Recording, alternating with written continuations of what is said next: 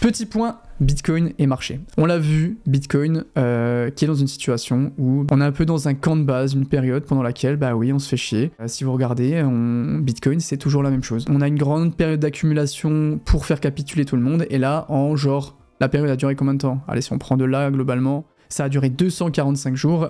On a une hausse qui vient annuler tout, si on repart même du bottom en 70 jours, et après on a un range, et oui, le marché des cryptos, on se fait chier 99% du temps. C'est logique, parce que sinon on pourrait pas avoir de telle hausse, c'est toujours la même chose. On a des camps de base, on purge un petit peu, on monte très haut, on a des camps de base, on purge un petit peu, on monte très haut. Et globalement, en plus de ça, on a quand même la situation où Bitcoin est en train de se battre avec un multiple de 10, et historiquement, quand on regarde les, bon, 10 $, je sais pas, mais 100 $, 1000 $, 10 000 $ un peu moins, mais dès que Bitcoin a cette barrière psychologique des multiples de 10, bah forcément il va se passer un truc. Et c'est toujours la même chose, on l'a vu. Allez voir la charte. Quand Bitcoin a passé 100 $, c'était exactement ça, on a passé un long moment par rapport à ça, et on est sur un grand cycle d'accumulation qui, honnêtement, avec toutes les news qu'on a en ce moment, est quelque chose de bullish. Alors oui, les altcoins se font démonter, mais gardez un truc en tête, les gars, c'est que les alts, c'est 99% du temps, c'est de la souffrance, et l'objectif, c'est que cette souffrance soit compensée dans une intervalle de 2 à 3 mois. Donc première chose, c'est que si vous avez signé, et j'ai signé aussi, vous inquiétez pas, pour vous exposer aux altcoins, ben oui, vous allez souffrir, je vais souffrir, on va souffrir, on le sait, d'accord? Les x10, les x20, ils sont pas pour tout le monde, il y a pas de repas gratuit. Et deuxième chose, en ce moment, je vois ce FUD de la part de tout le monde qui dit il y a plus de crypto, il y a plus de crypto. C'est pas une découverte qu'il y a plus de crypto qu'avant, d'accord? Ça fait un moment qu'on en parle. Oui, il y a plus de crypto qu'avant, bizarre. Oui, il faut se positionner sur les leaders de narratif les plus capitalisés, pardon, parce qu'on se fait démonter sur les altcoins. Mais j'ai l'impression que les gens ont cet argument pour dire ouais, mais en fait, maintenant, je peux plus acheter n'importe quelle crypto-monnaie et faire x10. Bah non, désolé, mais non. Maintenant, il faut acheter 50% des meilleures crypto-monnaies pour essayer de faire multiple. Et si t'es dans le top 20%, tu vas faire un x5. Et si t'es dans le top 10%, tu vas faire un x10. Excuse-moi. Et donc, t'as des mecs qui achètent des vieux agents IA, des trucs pourris, des trucs catastrophiques. Et donc, forcément, on a cette période d'accumulation de... Voilà, c'est compliqué. Bah oui, forcément. Et je voulais juste faire un appui sur ça par rapport aux gens qui sont positionnés sur des altcoins low cap. Déjà, si vous choisissez de vous positionner sur des altcoins, forcément, la liquidité arrive après Bitcoin. Donc, vous devez attendre encore plus. En plus de ça, derrière, si vous êtes positionné sur des low cap, la liquidité, elle vient des altcoins mid-cap, d'accord? Donc très capitalisé, moyennement capitalisé. Donc forcément, ça prend du temps et forcément, vous vous faites démonter. Et pourquoi est-ce que vous croyez que ça fait un moment que je dis je donne moins d'altcoins, je donne moins de low cap, etc. et que je me positionne que sur des grosses cryptos? Est-ce que c'est parce que oh, j'ai perdu l'attrait des x10? Bah non, c'est parce que j'estime que le risk-reward est moyen. Tu me niques pas mon focus, toi. Donc voilà, par rapport à ça.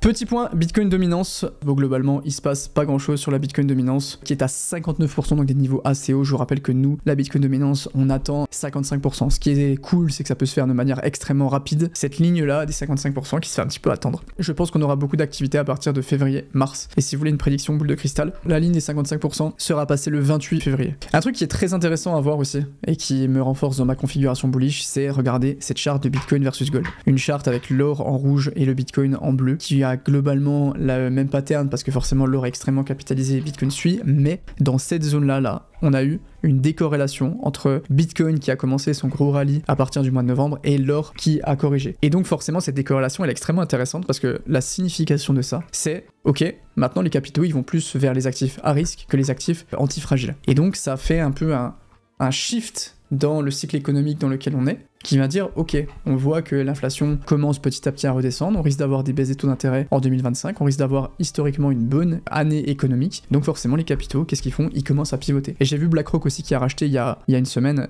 Dites-vous que si BlackRock rachète, les mecs, c'est qu'ils pensent pas qu'on va aller en bear market. Très important, 10% avec le code IRIL10OFF sur Crypto Recherche. Crypto Recherche, c'est le groupe que je gère avec Paul Crypto Formation sur lequel on fait des contenus réguliers, donc il fait des vidéos d'état de marché. Pour ce qui est de mes contenus, je fais souvent ce qu'on appelle des sortes de mapping de narrative par exemple, ou si vous voulez regarder un petit peu, j'avais fait dernièrement là il y a 2 jours, point sur le narratif du Real World Asset, où globalement l'idée c'est que vous avez des contenus, où vous avez, je vais pas tout vous montrer, mais un mapping des meilleurs projets à l'intérieur des meilleurs actifs, à l'intérieur des meilleurs écosystèmes, et après de réussir en fonction de plein de data à faire le tri sur les projets, quels sont les plus intéressants, à l'intérieur de quel secteur, etc. Je fais aussi des analyses d'altcoins. Je pense que la meilleure façon de voir si c'est fait pour vous, c'est de regarder les avis, qui sont des avis uniquement des membres du groupe, d'accord? Donc allez voir les avis, faites-vous votre avis, mais par contre vous avez 10% avec Irildice off. Petit point data. Ici vous avez un indicateur que je trouve intéressant, qui est un indicateur qui vous permet de voir l'écart de volatilité entre le plus haut et le plus bas sur les 60 derniers jours. Donc en gros, on prend les prix de Bitcoin sur les 60 derniers jours, on regarde le prix le plus haut, on regarde le prix le plus bas et on mesure l'écart en pourcentage. Est-ce qu'il y a eu un énorme écart et du coup il s'est passé des gros mouvements à la hausse comme à la baisse, ou est-ce qu'on est resté dans un range globalement, il se passait rien, on se faisait chier ces derniers temps, vous le voyez. Mais regardez, vous voyez ces zones oranges là? Là on en a une, c'est-à-dire qu'on s'est fait chier, mais regardez, cette petite zone qui est une zone d'alerte, qui est arrivée là, là, là, là, là, là, là et là. À chaque fois qu'on a eu cette zone orange, alors déjà qu'est-ce que c'est? C'est toutes les zones temporelles où on était en dessous de 25% d'écart entre le plus haut et le plus bas, d'accord? C'est-à-dire qu'on se faisait chier, globalement, il y avait un range, il se passait rien. Et si on regarde bien, à chaque fois qu'on a eu ce signal, on a eu ensuite des gros mouvements. Ici, ici, ici, ici, ici, ici, même si on a eu un pullback à cette période-là. Et si vous regardez un petit peu sur 2020 ce que ça a donné, ben on avait des grosses zones d'accumulation ici. Le marché n'arrivait pas vraiment à se décider et ensuite, gros mouvement, breakout, on a purgé tout le monde et on est parti à la hausse. Exactement pareil pour le cycle actuel, janvier 2023, juillet 2023, janvier 2024. On est en dessous de 25% de volatilité, à chaque fois ça pète à la hausse. Donc en fait, j'ai pas envie de vous donner de l'opium pour vous dire je vous donner de l'opium, mais d'un point de vue data, très froid, on est dans une configuration bullish pour les prochains mois, c'est tout. Et ça, c'est extrêmement intéressant et extrêmement bullish. Et il y a pas mal de gens qui commencent à me dire, est-ce que ça vaut le coup d'acheter du Bitcoin maintenant? N'oubliez pas un truc les mecs, c'est que on fait des profits sur les altcoins uniquement pour acheter du Bitcoin à la fin. Parce que sur les 10 prochaines années, il y a de fortes chances que Solana soit plus là. Par exemple, je prends Solana parce que c'est un token dont je parle beaucoup. Mais par contre, Bitcoin vaudra sûrement entre 500 000 et 1 million sur les 10 prochaines années. On a une phase de l'histoire du Bitcoin où on a un début de certitude que ça va rester. Vous savez, quand on était il y a 5 ans, on disait que ça pouvait aller à zéro. Là, c'est difficile quand même. Et donc en fait, le fait qu'on soit un début de certitude que ça va rester, fait qu'on peut commencer à se dire, ok, là on a une sorte d'asymétrie d'investissement où se positionner sur Bitcoin même maintenant, oui, c'est intéressant. Parce que Bitcoin vaudra potentiellement, et c'est ma théorie, 500 000 dans quelques années et 1 million un jour. Bitcoin vaudra un jour 1 million. Arweave toujours solide selon toi. Arweave toujours solide fondamentalement, je l'ai analysé sur Crypto Recherche il y a 2 semaines, c'est toujours propre. Clairement, les dépines, j'ai vu un commentaire, je sais plus où, sur les dépines, il y a une vidéo qui arrive sur les dépines dans quelques temps. Est-ce que ça vous plaît le shift de vidéo là, où on fait des vidéos un peu plus analyse on-chain, analyse de marché comme on a fait sur les 2 dernières? C'est un peu différent de ce qu'on fait d'habitude, où d'habitude c'est plus facecam et moi qui parle, sauf que j'ai voulu amener un truc un peu différent, et je suis assez content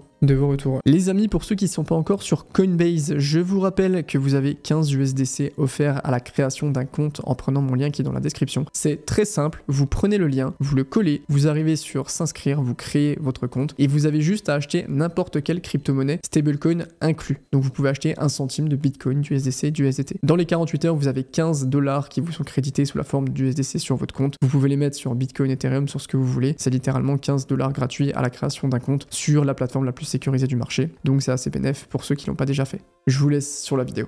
Toujours boule sur le dépine, toujours boule sur le dépine. Le dépine les mecs, c'est le narratif qui est le plus en accumulation, qui va nous faire un breakout en 2025, qui risque d'être exceptionnel. Je vais vous montrer un truc. On est sur un site qui s'appelle Dune et un truc qui s'appelle Narrative Breakdown, ça va charger. Et je vais vous montrer un truc qui est hyper intéressant sur les différents narratifs. Regardez, là en gros, bon, on a des charts relous sur l'évolution de tous les narratifs. Vous voyez qu'on a la petite charte là, vert chelou. Là, on a plein de charts et regardez surtout dans cette zone là. On va être en janvier 2024. Et nous, ce qu'on veut voir, c'est mars 2024. Ok? Je vais vous montrer l'IA. Regardez l'IA orange là, comme le truc a explosé en mars 2024. Ok, correction. Ensuite, vous avez les Real World Assets. Le truc a explosé, la charte bleu-vert là. Et si on prend la dépine, regardez l'accumulation qu'on a eu par rapport à 2018 et à 2022. Il ne s'est rien passé pour l'instant. Vraiment. Les dépines vont nous faire une énorme accumulation.